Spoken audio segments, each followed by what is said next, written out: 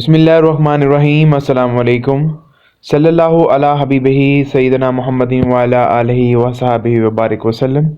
मैं हूं अली हसन और आप देख रहे हैं मेरा YouTube channel the academy of knowledge. उम्मीद करता हूं स्टूडेंट्स आप कब खैरियत से होंगे और उम्मीद के साथ साथ मेरी दुआ भी है कि आप लोगों के जो 10 क्लास के पेपर हैं वो बहुत अच्छे चल रहे होंगे और आने वाले पेपर भी बहुत अच्छे चलें और अल्लाह ताला आपको कामयाब करे। जैसा कि आप जानते हैं कि आपका जो अगला पेपर है वो मैथमेटिक्स से रिलेटेड है। तकरीबन तमाम ही डिसिप्लिन के अंदर जो है एक मेजर सब्जेक्ट की हैसियत रखता है, लेकिन बहुत सारे स्टूडेंट्स के लिए ये चैलेंजिंग और मुश्किल पैदा करने वाला सब्जेक्ट होता है। तो ये आसान और मैनेजेबल तभी हो सकता है कि जब आप लगातार इसकी प्रैक्टिस करें। और क्योंकि ये बोर्ड के एग्ज़ाम के अंदर मैथ सब्जेक्ट को पास करना तलबा के लिए बहुत चैलेंजिंग और स्ट्रेसफुल होता है, तो हमने प्रोफेशनल की मौजूदगी के अंदर स्टूडेंट के सीखने के लिए ये स्पेशल किस्म का जो है वो गेस्ट पेपर तैयार किया है, जिससे आप आसानी से और अच्छे तरीके से अगर आप इसको तैयार कर लेते हैं तो आप बहुत अच्छे नंबरों से इसमें पास हो सकते हैं। ठीक है, तो लेकिन इन गैस का मतलब हरगिज़ ये नहीं है कि सारा का सारा पेपर इसी में से आएगा। ये सिर्फ जो है पिछले बोर्ड के अंदर आने वाले जो इम्पोर्टेंट सवालात हैं उन तमाम सवालात को मर्ज करके बनाया गया है, ताकि तलबा को पेपर समझने में और पेपर पैटर्न समझने में आसानी हो। खैर देरी किए स्टूडेंट स्टार्ट करते हैं अपने आज की वीडियो को। लेकिन आपसे रिक्वेस्ट है इससे पहले कि आपने मेरे चैनल को लाइक शेयर और सब्सक्राइब ज़रूर करना है, ताकि आने वाली ऐसी ही इन्फॉर्मेटिव वीडियो जो कि इन्फॉर्मेशन और डेली बेस पे जो जॉब्स के रिलेटेड जो है वीडियोस हैं आपको मिलती रहें।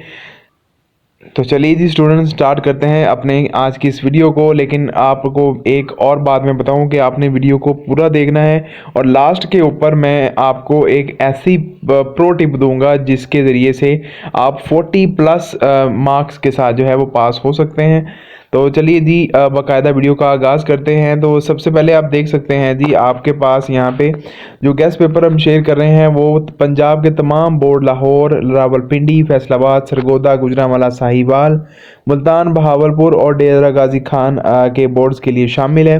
तो यूनिट नंबर 1 की अगर मैं बात करूं तो यूनिट नंबर 1 में सबसे पहले अगर आप एग्जाम्पल्स देखें तो एग्जाम्पल नंबर 2 और एक्सरसाइज नंबर 1.1 से क्वेश्चन नंबर 1 का तीसरा पार्ट, दूसरे क्वेश्चन का पहला पार्ट और तीसरे क्वेश्चन का पहला और छठा जो पार्ट है वो इम्पोर्टेंट है। उसके बाद 1.2 एक्सरसाइज में से क्वेश्चन नंबर 1 का जो है छठा पार्ट और 1.3 का क्वेश्चन नंबर 5 और 13 और रिव्यू एक्सरसाइज से क्वेश्चन नंबर 1, 3, 5 और 6 ज़्यादा इंपॉर्टेंट है। ठीक है, उसके बाद यूनिट नंबर 2 के ऊपर हम चलें तो आप यहाँ से देख सकते हैं कि एग्जाम्पल नंबर बी है। उसके बाद एक्सरसाइज नंबर 2.1, 2.2, 2.3, 2.4 और उसके बाद एग्जाम्पल जो है 2.5 की और 2.6 की और रिव्यू एक्सरसाइज से भी आने वाले जो तमाम क्वेश्चन है ये आपके सामने यहाँ पे मेंशन है। तो आप इनको नोट कर लें किसी जगह पे या बुक के ऊपर निशान लगा लें ताकि आप इनकी प्रैक्टिस कर सकें। यूनिट नंबर 3 में आप देख सकते हैं जी के एग्जाम्पल के बाद 3.1, 2 और 3 एक्सरसाइज से और एग्जाम्पल और रिव्यू एक्सरसाइज से तमाम जो क्वेश्चन है यहाँ पे मेंशन है, आप इनको नोट कर लीजिए। तो उसके बाद जो है हम चलते हैं नेक्स्ट चैप्टर के ऊपर जो कि है हमारा चैप्टर नंबर 4। चैप्टर नंबर 4 में से जो है वो ज़्यादा पेपर यहाँ पे शो नहीं हो रहा आपके लिए। तो आप देख सकते हैं कि एक्सरसाइज 4.1, 2 और 3 में से कौन कौन से क्वेश्चन हैं। क्वेश्चन नंबर 5 से जो है आप ये नोट आउट कर सकते हैं कि इसमें जो है एग्जाम्पल्स ऐड नहीं है, सिर्फ रिव्यू एक्सरसाइज का क्वेश्चन नंबर 2 है और 5.1 से लेके 5.5 तक जो इंपॉर्टेंट क्वेश्चन है वो यहाँ पे मेंशन है। उसके बाद यूनिट नंबर 6 से 6.2 का क्वेश्चन नंबर 3 और एक्सरसाइज 6.3 का क्वेश्चन नंबर 4 और 5 और एग्जाम्पल 1 आपने कर लेनी है। यूनिट नंबर 7 की बात की जाए जो कि मोस्ट इंपॉर्टेंट है कि अगर आप इसमें से देखें तो ऑलमोस्ट 2 से 3 शॉर्ट क्वेश्चन है और लॉन्ग क्वेश्चन भी इस पार्ट में से बनेगा।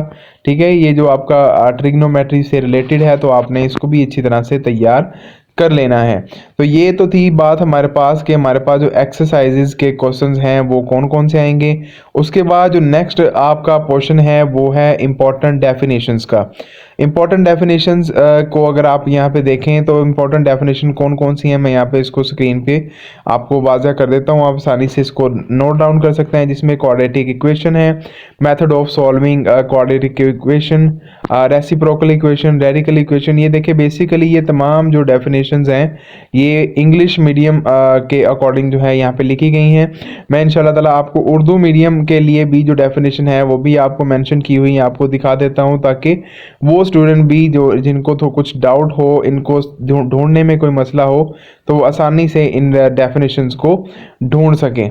तो नेक्स्ट भी डेफिनेशन जो है वो आप देख लें, जिसमें अब आपके पास हार्मोनिक एंड जियोमेट्रिक मीन है, range, degree of radian, standard deviation, ये तमाम देख सकते हैं आपके डेफिनेशन। जो ये वो सारी डेफिनेशंस हैं जो प्रीवियस बोर्ड के एग्ज़ाम में बार बार पूछी जा रही हैं।